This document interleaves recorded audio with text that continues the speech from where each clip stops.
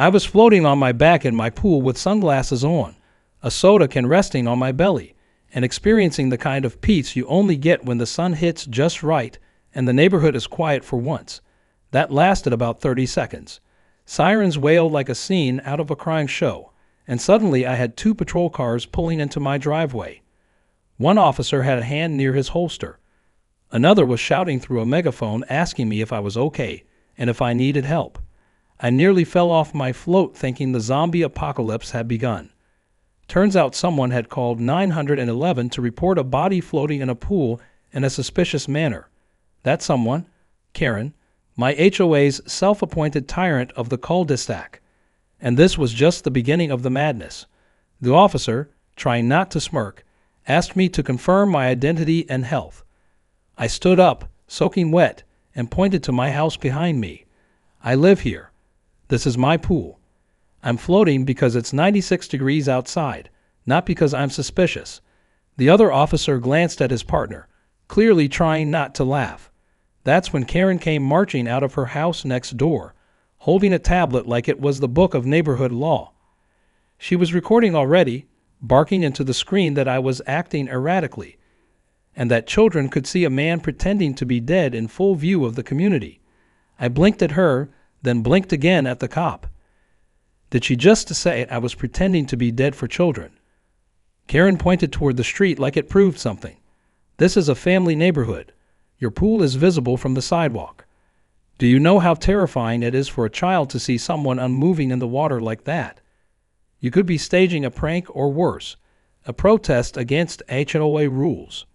One of the cops finally chuckled, then quickly suppressed it. Ma'am, he said, this is not a crime scene. He's just floating. You called emergency services for a non-emergency. That's not okay. But Karen didn't stop. She turned the tablet camera toward the pool. This pool is supposed to meet HOA visibility standards. That means it needs a privacy screen or at least hedges. We voted on it last quarter. He's violating public tranquility. I have documentation. The officer raised an eyebrow. Ma'am, is there any actual law being broken here? Karen's mouth flapped, but nothing came out immediately. She scrolled furiously on the tablet, muttering about bylaws and resolutions. Meanwhile, I was still standing in waist-deep water, trying to comprehend how lying on a float had turned into a federal investigation. When she couldn't produce anything concrete, Karen launched into a personal attack. He listens to music out here with those waterproof earbuds. He's always laughing to himself while floating around like a giant man-child. This is not the behavior of a responsible homeowner. I tilted my head. You're mad because I float quietly and enjoy life. Should I be crying into a hedge instead? She ignored me and started pacing back and forth like a prosecutor during closing argument. He sets a terrible example for the rest of us. This kind of leisure is disruptive. It promotes laziness. The officer politely but firmly told her to return to her property and stop misusing emergency services. She finally backed off, but not before declaring that she would bring this to the board and file an official HOA grievance. As soon as she stormed off, the officer turned to me and whispered, I've responded to a lot of weird calls, but this one's top 3. I thanked him, and he left with a half smile and a shake of his head. I got back into my float, but the moment was ruined. I couldn't relax anymore. I was too busy thinking about how absolutely unhinged it was for someone to see peace and think it must be illegal. For the next 2 days, Karen doubled down. She sent flyers around the block warning residents about inappropriate aquatic conduct. One flyer had a blurry photo of me floating, looking half asleep with my soda can balanced on my chest. The caption said, "Is this what we want representing our neighborhood?" I genuinely laughed when I saw it, but I also started to notice little changes. One of the new residents, a young couple who just moved in, quietly asked me at the mailbox if I was the floating guy from the flyers. I confirmed it. They burst out laughing and said, "You're a legend." But Karen wasn't laughing. On the 3rd day, she came by during one of my swims and stood at the edge of my yard, shouting through the bushes that she was going to petition the HOA to implement pool time windows. According to her, no homeowner should be in the water during community quiet hours. which apparently now included anything before noon and after 3:00 p.m. She also accused me of mocking her by floating in silence, because apparently silence was now sarcastic. That's when it hit me.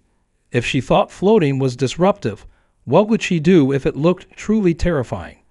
That night I went online and ordered a realistic shark fin strap. It was one of those costume props meant for pool parties or pranks, lightweight, waterproof, and hilariously oversized. The plan started forming in my head, and I couldn't stop smiling. If Karen wanted drama, I'd give her something to actually panic about. All she'd done was make floating a crime, so I was going to turn it into performance art. The next morning I slipped on the fin and floated slowly, letting it glide through the water like a dorsal warning sign. It didn't take long. 10 minutes in, I heard the scream. "There's a shark in the pool." She shrieked from her window. "He's terrorizing the neighborhood." I could hear her sandals slapping the pavement as she rushed out with her phone already recording. I didn't say a word. I just paddled slowly toward the pool's edge, the fin breaking the surface like something from a horror movie. She dropped her tablet when I turned to face her and revealed my sunglasses and smirk. She didn't laugh. She dialed 911. Again. I swear I could hear the dispatcher on speaker groan as I floated there, soda in hand, fin on back. I realized something glorious. This wasn't just revenge. It was evolution. Karen had turned my pool into a battlefield, and I was about to make every square inch of it my stage. The second the police cruiser rolled up for the second time in a week, I was already grinning. I was lying face down on a float, a shark fin proudly strapped to my back, drifting in slow, deliberate circles in my pool like the laziest predator in the sea. Karen was shrieking so loud it probably registered on a seismograph. This time she wasn't alone. She had dragged two of her equally miserable HOA board members with her, both of whom looked deeply embarrassed to even be standing there. Karen pointed at me like she was revealing a murder weapon to a jury. That right, there is a threat to the community," she cried. "He's using props to incite panic. This is terrorism by pool." The two HOA members exchanged glances. One of them tried very hard to hide a laugh. The other cleared his throat and said, "Karen, are you absolutely sure this requires police involvement?" She turned to him in outrage, appalled that anyone would question her emergency shark report. "He's mocking our authority. This is psychological warfare. Kids could be watching." Just as she finished her rant, a little girl riding by on a scooter passed the house, stopped, looked at the pool, and shouted, "Cool shark," before speeding off. Karen's jaw clenched so hard it looked like it might snap in two. The officer stepped out of the car and paused for a moment, clearly bracing himself for whatever madness awaited him. When he saw the fin, and then saw me slowly raise a soda can and wave like a friendly sea creature, he groaned audibly. "Sir, I'm going to guess this is another misunderstanding," he said. I nodded. "Just floating, officer. No maulings reported so far." He walked up to Karen and folded his arms. "Did you call in a shark?" Karen fumbled with her phone. "He's staging hostile acts. This is an HOA violation of something." The officer cut her off gently. "Ma'am, a pool toy isn't a police matter." Again, Karen's expression twisted into something even more bitter than usual. "So anyone can just terrorize their neighborhood with fake wildlife now. What if he starts using crocodile floats next? Or puts speakers in the pool playing attack music?" The cop blinked slowly. "Is that illegal now?" The HOA board members stepped back and quietly started texting, probably each other. One of them whispered, "We didn't sign up for this," and I caught it, trying not to laugh. Karen's attempt to rally them had completely backfired. I decided to turn things up just a bit. The next morning I added a soundtrack. Bluetooth speakers hidden just behind the hedges near the pool began to play the opening notes of the Jaws theme at low volume. Slow, creeping, perfectly timed with my flotation lap. Karen spotted it from her kitchen window and stormed outside so fast I thought her slippers might fly off. "You think this is funny? You think making a mockery of the HOA is a game?" she shouted across the lawn. "It's not just a game," I said cheerfully, raising my drink. "It's performance art. She screamed in frustration and swore she'd have me kicked out of the neighborhood. Later that day, she passed out flyers to every home on the block. It was titled Hostile Pool Behavior, Community Threat Level Raised. She included a photo of me wearing the fin, standing at the edge of the pool, flexing like I was in Baywatch. I had no idea where she even got that photo. Maybe from the drone she had buzzing around last week. The flyer warned residents about satirical aquatic behavior, mockery of HOA norms, and unauthorized thematic music use. It was a masterpiece of paranoia and passive aggression. To my surprise, neighbors actually started talking to me more, people who'd never said a word before. I was stopped by an elderly couple while mowing the lawn. The husband winked. "You're the shark man, aren't you?" I nodded, unsure where this was going. His wife chuckled and said, "We've lived here 20 years and haven't laughed this hard in ages." A group of teenagers started walking by more frequently just to see what the guy with the shark pool was up to. One even asked if I could make a TikTok with the fin. I was slowly becoming a local icon, much to Karen's horror. But Karen wasn't done. She called for a special HOA meeting. She plastered announcements across mailboxes and bulletin boards using phrases like "restore dignity," "take back the community," and "stop the fin menace." She was planning a full campaign to pass a new bylaw banning any and all pool behavior visible to public view that may be construed as alarming, mocking, or disruptive to the peace. I had no idea HOA bylaws could sound that dystopian, but she was serious. I attended the meeting out of pure curiosity. It was held at the community clubhouse, and I showed up wearing board shorts, a tank top with a cartoon shark on it, and flip-flops. I also brought popcorn. The meeting was packed. More people than usual had shown up, and the energy in the room was weirdly festive. Karen stood at the front, holding a poster board with printed screenshots of me in the pool. "This is what we've become," she said solemnly. "A neighborhood known for aquatic mockery. Our community is a joke." I raised my hand and stood up. "May I respond?" She rolled her eyes. "If you must." I stepped forward and cleared my throat. "Ladies and gentlemen of the HOA, I'd like to point out that I have broken no laws. I am using my private pool within my private property, and the shark fin is not a threat. It's not even aerodynamic. I know because I tried." There was laughter. Karen tried to regain control. "This is serious," she snapped. "He's using humor to undermine our authority." One board member asked, "So your problem is that he's funny?" Karen yelled, "My problem is that he's disrespecting the code of the neighborhood." The board member looked through some paperwork. "We actually don't have anything in the code about satire or props."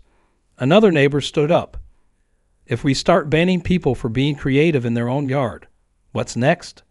No flamingo floaties, no beach balls." Karen shouted over everyone, saying it wasn't about creativity. It was about structure and respect. It ended in chaos. Karen stormed out after her motion failed to pass, not a single vote in her favor. The crowd was buzzing as I left, several neighbors patting me on the back. One guy even offered to lend me his inflatable alligator for the next round. I walked home under the glow of street lights, already thinking about how to escalate this theater of the absurd just one step further. Karen had tried to make floating criminal. I had made it a revolution. And the HOA.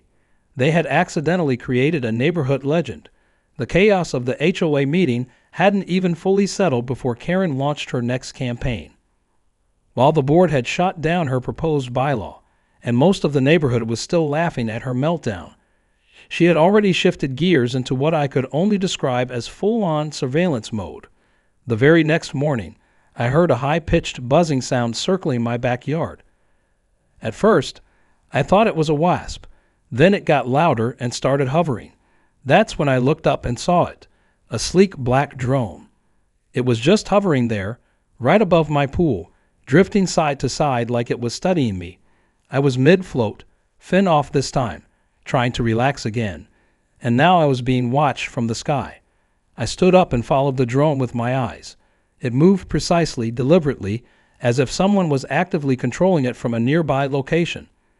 I didn't have to guess who. Karen. The same person who called the cops over my peaceful float and staged an HOA meeting to outlaw beach-themed pool decor had now added aerial recon to her playbook. I dried off, grabbed my phone, and began recording. The drone dipped down, then zipped back up. It wasn't subtle. It wasn't innocent. It was straight-up surveillance.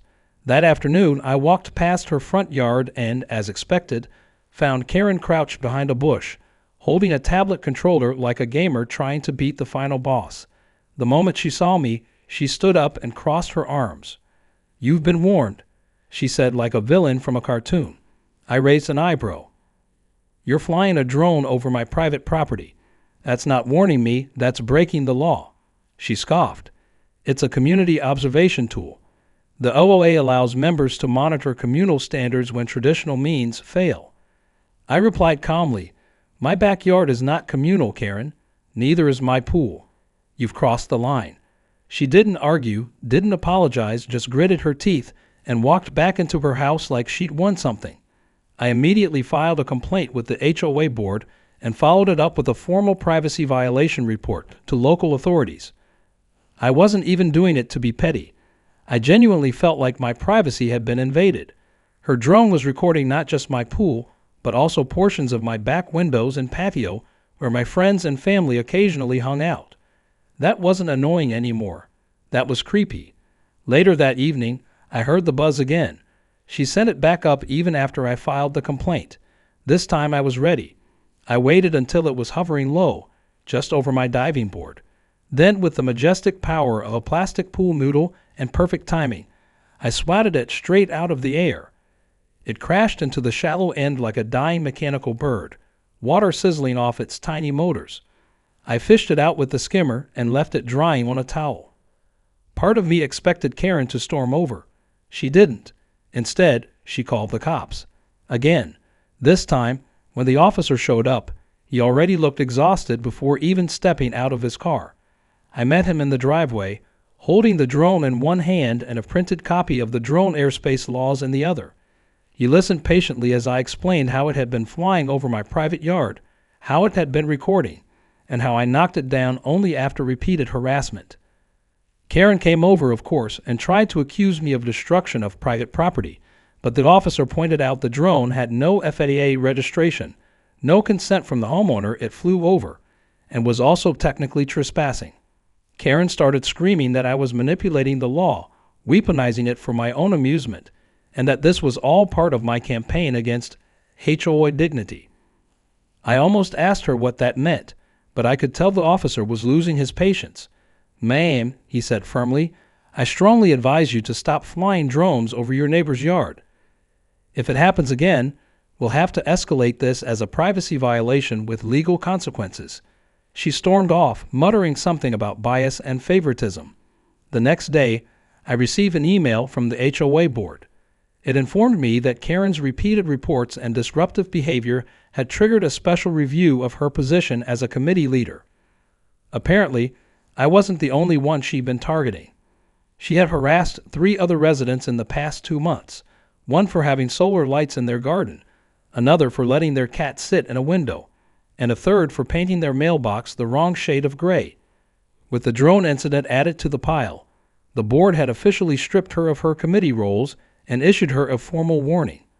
Her privileges for organizing meetings, issuing notices, and even posting flyers had been suspended pending review. You'd think that would be the end of it. But no, Karen wasn't just petty. She was relentless. A few days later, she began blasting classical music from her backyard at 6:30 in the morning. Not just any classical music, full-volume opera. I'm talking dramatic, tragic arias that echoed across the cul-de-sac like a soprano had moved in and lost her mind. It was clearly a retaliatory move. I wasn't even mad. I was impressed by how deep her commitment to passive aggression ran. But her mistake, once again, was overplaying her hand.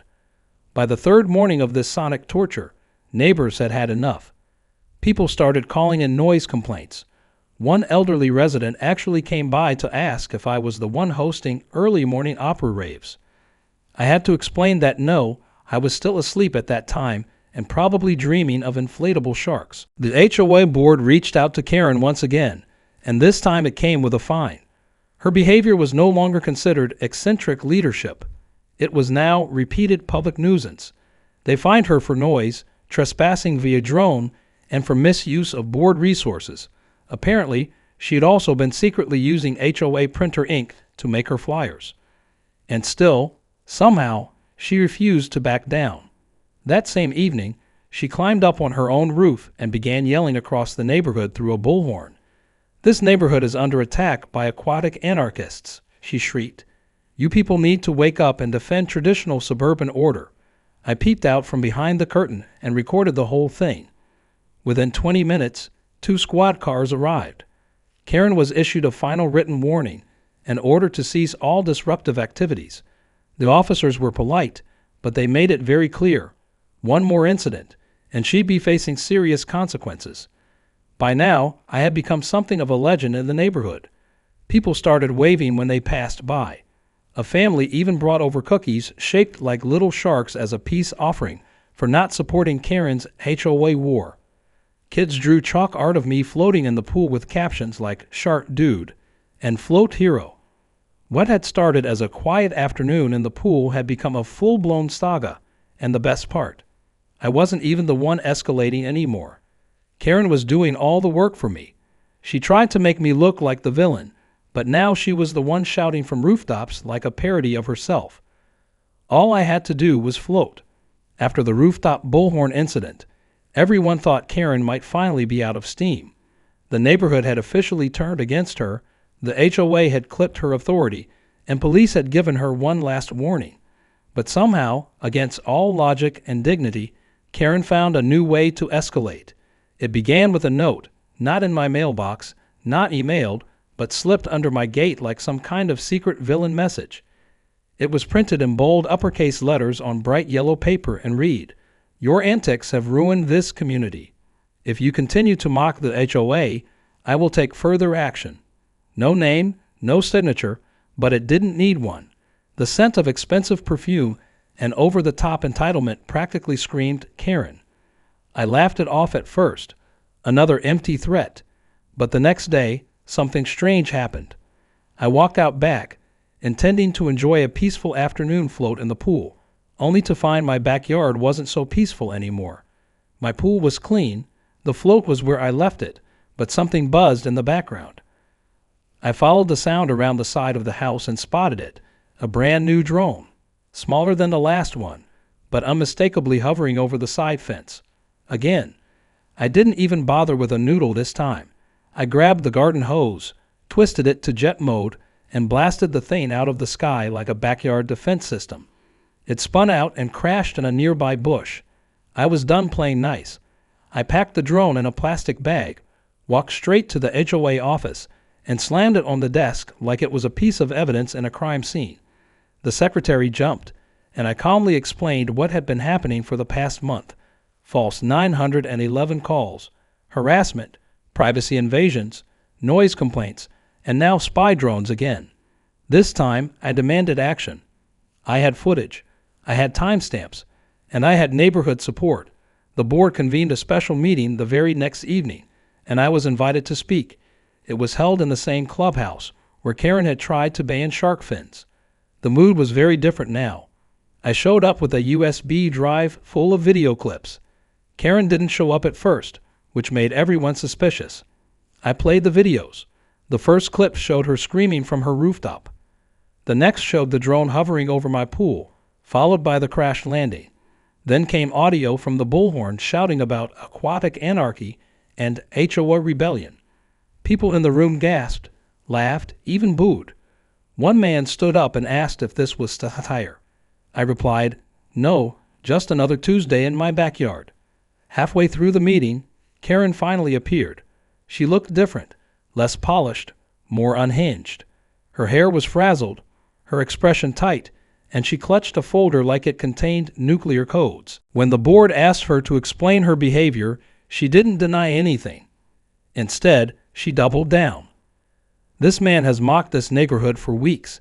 He floats like he's above us. He wears shark fins, plays threatening music, and now he's turned this entire place into a circus." The board asked her if she authorized the second drone. She refused to answer directly, instead pivoting into a rant about lost values and HOA decay. But it was too late. The board passed a motion to suspend her membership privileges indefinitely, barring her from voting, attending meetings, or making public complaints without formal approval. She was warned that any further harassment would result in legal action or, at the very least, being referred to the FOA's legal advisor for a potential restraining order. Karen stormed out of the room before the meeting ended. The entire room let out a breath of relief. It felt like a battle had finally ended, but I wasn't done yet. If Karen wanted a performance, I'd give her a grand final. Over the weekend, I sent out casual invitations to a neighborhood gathering, an informal backyard party. Theme, Shark Floaty Sunday. Bring your own inflatable.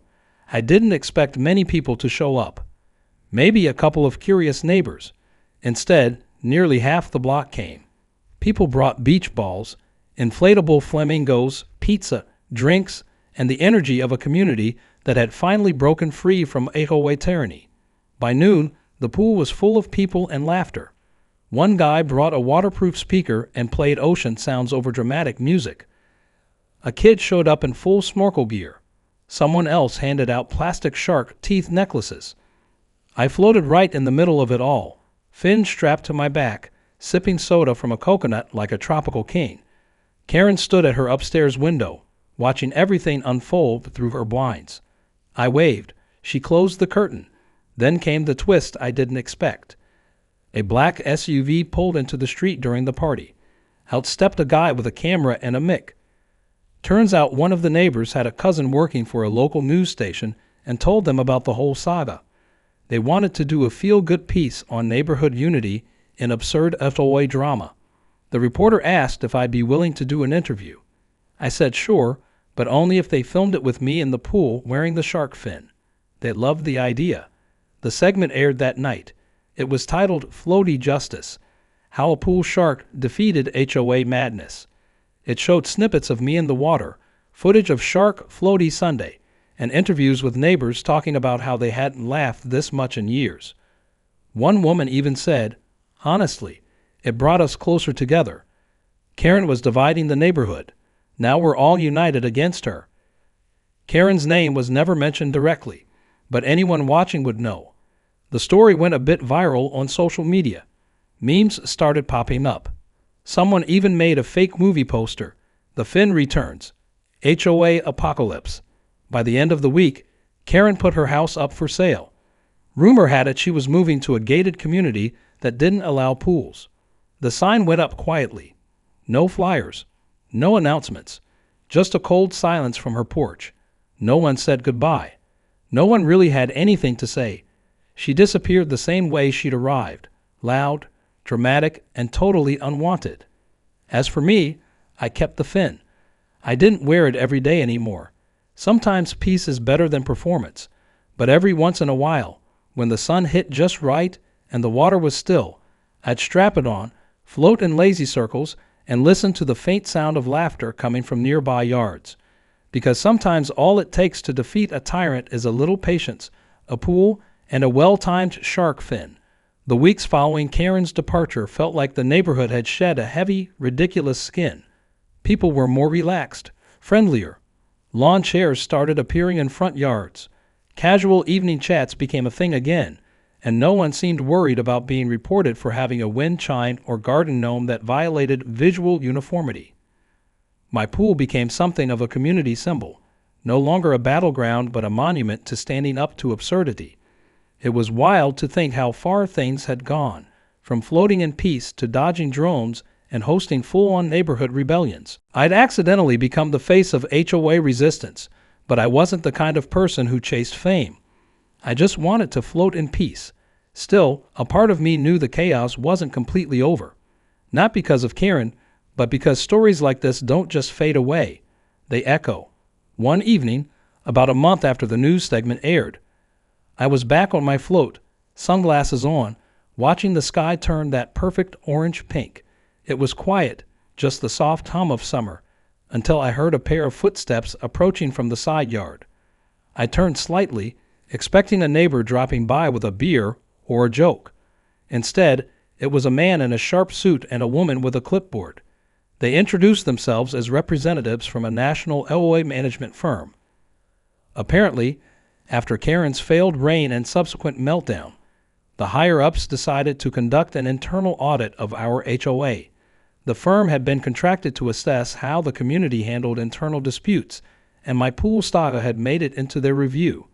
They asked if I would answer a few questions. I said sure, as long as I could stay in the pool. They chuckled, which was a good sign. They weren't the stiff corporate types I'd expected. They asked me to walk them through the whole story, start to finish. I told them about the first time Karen called the cops because I was floating. I told them about the shark fin, the HOA meetings, the drones, the opera music, the rooftop megaphone, and finally, the legendary shark floaty Sunday. The man kept shaking his head in disbelief. The woman was scribbling notes furiously. At the end, they looked at each other and said, "We've seen some wild HOA cases, but this is something else." The man leaned in and asked, "Have you ever thought about joining the HOA board?" I almost fell off my float laughing. Me? I just wanted to swim. I'm not a politician. He smiled. Sometimes that's exactly who people need in charge. I told him I'd think about it, and I did. For a few days, I genuinely considered it, not for power or revenge, but because I knew what it felt like to be on the other end of petty authority.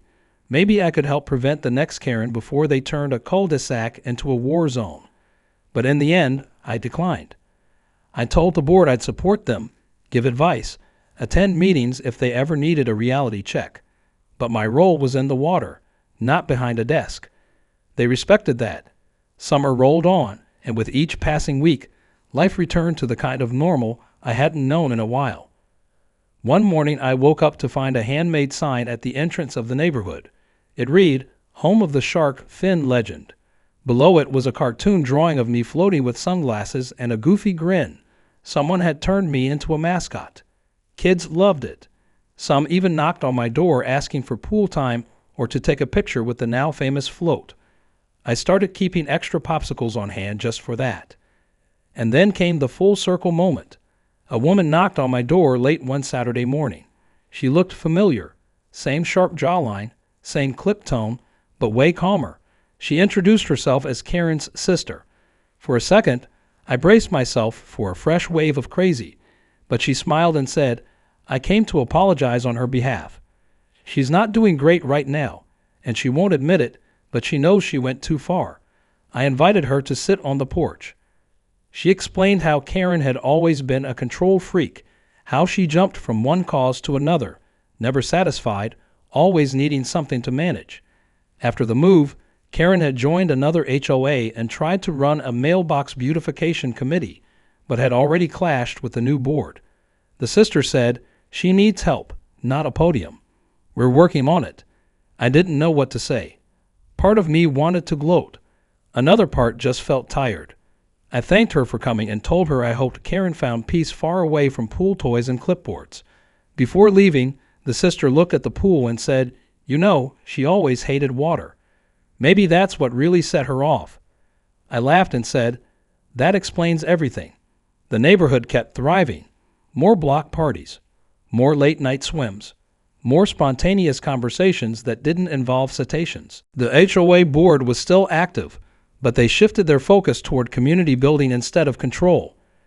They planted flowers in public spaces, hosted movie nights on a giant inflatable screen, and even installed a small community library near the clubhouse. At the next meeting, one of the newer board members made a joking proposal to declare the third Sunday of every month Shark Float Day. It passed unanimously. The real surprise came when a local artist who lived a few blocks down painted a mural on the wall near the clubhouse. It featured a peaceful backyard pool, a floating man with a shark fin, and the phrase "float freely" below it. In smaller letters, it read, "Dedicated to every neighbor who just wanted to be left alone." It was beautiful, hilarious, and weirdly moving. It captured the spirit of everything we'd gone through. It reminded us that standing up to nonsense doesn't always require yelling or fighting. Sometimes all it takes is quiet resistance, one pool noodle at a time.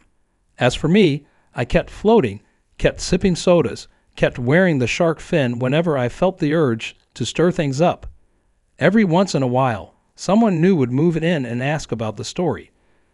I'd tell them over the sound of splashing water, with the sun in my eyes and the distant laughter of kids pretending to be sea monsters.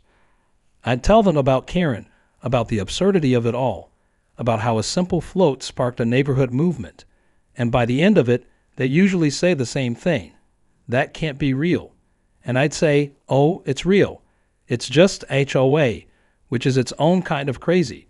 Because in the end, this wasn't just about a pool or a fin or a power-hungry neighbor. It was about boundaries, freedom, and learning that sometimes, when people try to drown you in nonsense, the best thing you can do is float, quietly, calmly, and maybe, just maybe, with a fin on your back and a grin on your face.